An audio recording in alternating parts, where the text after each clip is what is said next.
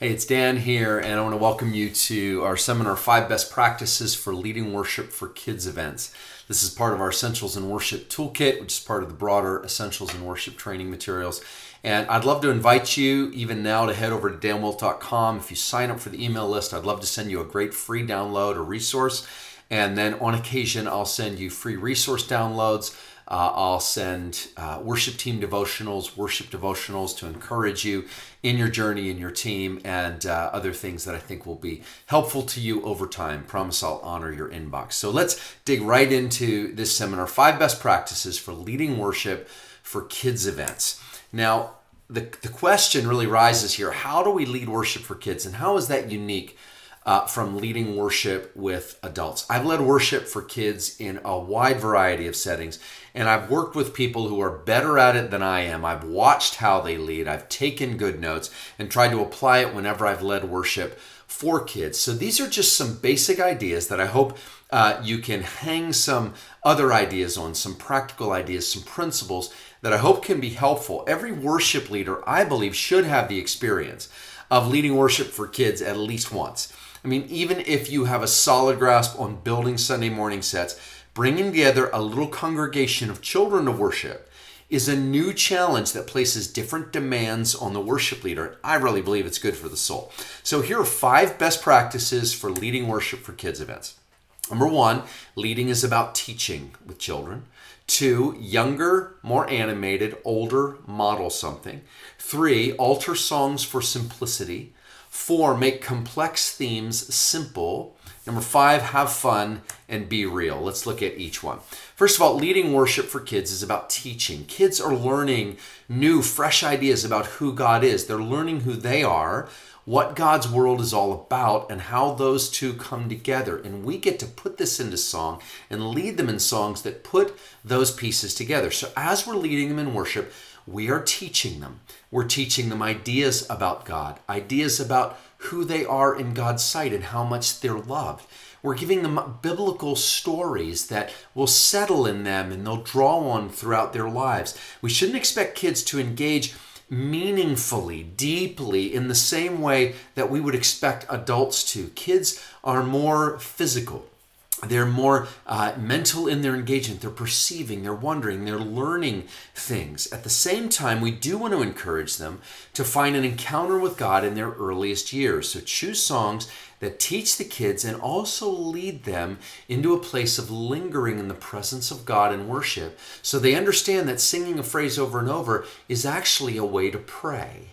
And it helps them bridge then later into more conceptual, less concrete, less tangible ideas about how we interact with God. Okay? So secondly, for young kids, be more animated. I found seems to be true, and other kids leaders tell me this is true. For older kids, be more of a model of someone who's entering into songs and making them a space of worship and connection between us and God.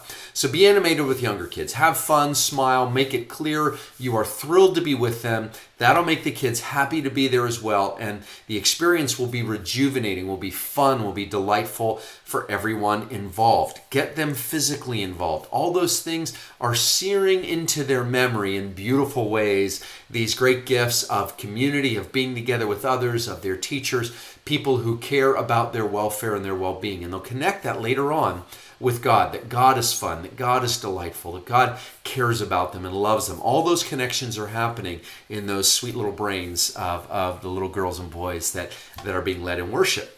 Older kids might take the animated approach that really, you're all there, playful, etc., as a bit over the top. At that age, or the later ages, you might want to begin to model a more connected worship experience, encouraging them to meet with God through the songs and the prayers you're singing.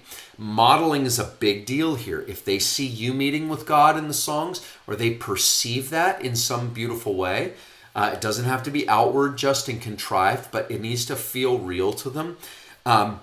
Try integrating new ideas, like teaching them that songs are prayers, that they can pray through the words of the song. Then model that. Maybe even don't take them away from the music and just pray the lyrics together before you lead them in the song.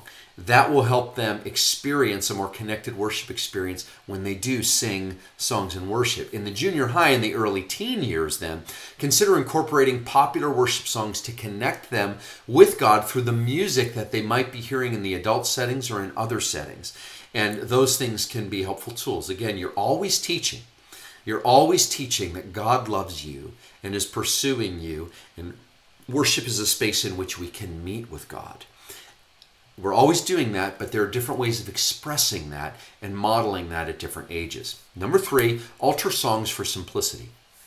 Singing every verse and chorus of that worship song that you love might not be the best way to lead the kids in worship. So try choosing one of the verses, the simplest, the clearest, and then sing the chorus. Or do a well-known kids song, add in the chorus of a contemporary worship song. Just add in the chorus. Piece together chunks of music to make that work. We want the most accessible sections of a song to be there for the kids to hang their heart on when they're in a worship setting. So then when the kids are worshiping with the adults, they can connect with the pieces of the songs that they've heard, and there'll be a point of bridge building and connection. Practice 4, make complex themes simple. We want the complexity of who God is. We want to take the complexity, of who God is and convey it in a way that kids can understand. How can you make a big theme simpler? Break it down into its component parts or its one special phrase or idea. The God who is love in a very complex world where there's a lot of joy and a lot of pain might be a harder concept to communicate than simply the fact that God loves you. God loves you no matter who you are, where you're from, what your background is, your hopes, your dreams. God loves you and cares about you. That will help them extrapolate that then to the rest of the world as they age. So it might be that using a simple phrase that's playful, memorable, or hand motions that mimic song lyrics will connect kids to that grand theme over time. Let this be a long game. Don't be just in for what did they learn today and how are they applying that. Might be able to do that a little more with adults, though I don't know that that's true either. Be in the long game, the long haul community growth of children in faith and in friendship with God. Take the complex ideas of worship and work to make them relatable to children by using metaphors that they understand in everyday life as a child. School metaphors, play metaphors, home life metaphors that can connect with them and help them understand how they feel about particular dynamics. Use metaphors that they'll relate to. Finally, practice 5. I hear this from every children's worship leader I know. Have fun and be real. Kids can spot an imposter from a mile away. If you're faking that you're happy to be with them, they sense it. They won't engage with your leadership in the same way. But if you're enjoying yourself as you're with them, they're going to see it's a fun time to be together too. Show them it's a privilege to be leading them in worship, and you're enjoying it. It's such a privilege for you as much as they're going to enjoy the time. So again, try at least one idea for the next time that you lead kids in worship. While you're leading the kids, you're also teaching them a foundation for how to worship God. Be animated with younger children. Show them you're happy to be there. Model for older children how to connect with God through a song, and then guide them into a gathered worship experience. It might be shorter than an adult's experience, but no less meaningful. Try piecing together songs and choruses for a mix of well-known kids songs and contemporary worship choruses that they might hear down the road or in another setting. Break down harder, complex themes for kids in a way that they can understand using metaphors. And finally, you've got to enjoy yourself. Show the kids what a privilege it is to be spending time in worship with them.